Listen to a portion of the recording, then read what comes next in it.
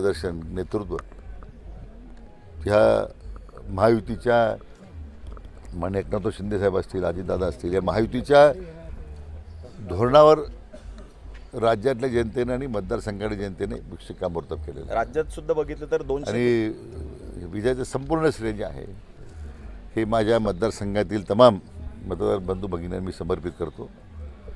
त्यांचा विश्वास, प्रेम, त्याचबरोबर आमचे आजोबा पद्मश्री विखे पाटील, आमचे वडील आदरणीय खासदार साहेब बाळासाहेब विखे पाटील यांनी अविरतपणे ज्या जनतेच्या करता आपलं आयुष्य समर्पित केलं आहे. खरं म्हणजे त्यांना आज मी त्यांच्या स्फूर्तीला आज अभिवादन करतो. आमच्या मातोश्री त्यांनाही मला खरं आज मन भरून येतं. त्याचबरोबर माझे चिरंजीव डॉक्टर सुजय त्यांनीसुद्धा अपार अशी मेहनत घेतली. परंतु त्याचबरोबर मतदारसंघातल्या तमाम जनतेने जो विश्वास व्यक्त केला आठव्यांदा, हे आयुष्यात हे माझ्या आयुष्यामध्ये त्यांनी सर्वात मोठं ऋण ह्या जनतेने माझ्यावर केलेलं आहे आणि ह्या ऋणातच मी राहू इच्छितो. म्हणून हा विजय मी या मतदारसंघातील जनतेला समर्पित करतो. आघाडीकडनं मोठा दावा केला जात होता की राज्यात आघाडीचं सरकार येईल, मात्र दुसरीकडे चित्र बघितलं तर 200+ जागा महायुतीच्या येताना दिसत आहेत. हा विश्वनेता आदरणीय नरेंद्र मोदी साहेबांच्यावर राज्यातल्या जनतेने व्यक्त केलेला विश्वास आहे.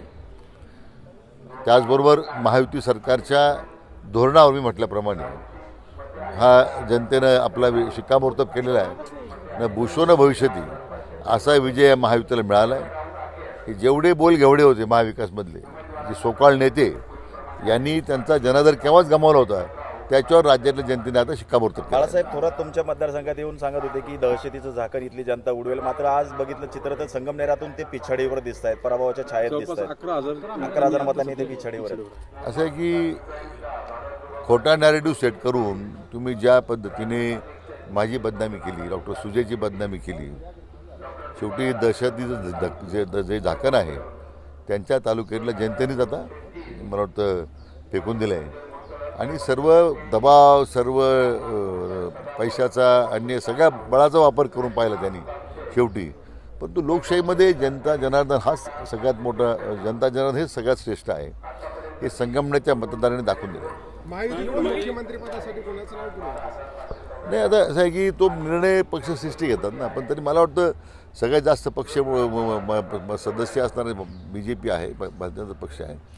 मला वाटतं आमचे नेते माननीय देवेंद्रजींनी ज्या गतीने हे सगळं व्यूहरचना केली आहे निवडणुकीत, मला वाटतं खरं म्हणजे मला विचारलं तर आमचे नेते देवेंद्रजी आहेत, एक अतिशय राज्याला समर्थपणे घेऊन जाऊ शकतील. पण शेवटी हा निर्णय अंतिमतः आदरणीय मोदी साहेबांनी घ्यायचा आहे. लोकसभेप्रमाणे विधानसभेत देखील पवारांचा झंझावात, पवारांची जादू पाहायला मिळेल असं म्हटलं जात होतं, मात्र अद्याप त्यांचं काही तसं दिसून येत नाही. असं आहे की पवारांचा झंझावात कधीच नव्हता. लोकसभेला हा जो खोटा नॅरेटिव्ह होता, घटना बदलणार, संविधान बदलणार, त्याला बळी पडले लोक. पवारांची विश्वासार्हता महाराष्ट्राच्या राजकारणात केव्हा संपलेली आहे. जरांगे फॅक्टर पण चाललेलं आहे. 12 पैकी जवळपास 11 जागांवर महायुती आघाडीवर आहे. काय चित्र वाटतं जिल्ह्यात, किती सीट्सवर निवडून? नाही, आता काउंटिंग चालू आहे. काही बाकी कसं आहे, काही भागामध्ये कमी जास्त होत राहतं, पण तरी जिल्ह्याच्या जनतेने महायुतीला दिलेला जो कौल आहे, त्यामुळे जिल्ह्याच्या तमाम जिल्ह्याच्या जनतेसुद्धा आणि महायुतीच्या कार्यकर्त्यांना सुद्धा मी मनापासून त्यांना धन्यवाद देतो. लाडक्या बहिणींचा हा सगळा परिणाम दिसतोय. नाही, लाडक्या बहिणींचा आशीर्वाद होताच.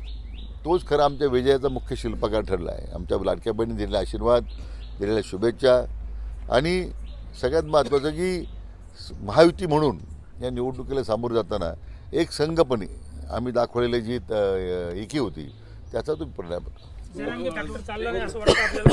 असं एक जरांगेंच्याबद्दल मला हे भाष्य करायचं नाही, कारण शेवटी त्यांचं आंदोलन एक विशिष्ट म्हणजे दिशेनंच निघालं होतं. मराठा आरक्षणासाठी त्यांचे प्रयत्न सुरू आहेत.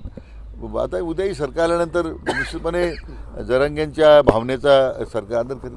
ज्यावेळेस हे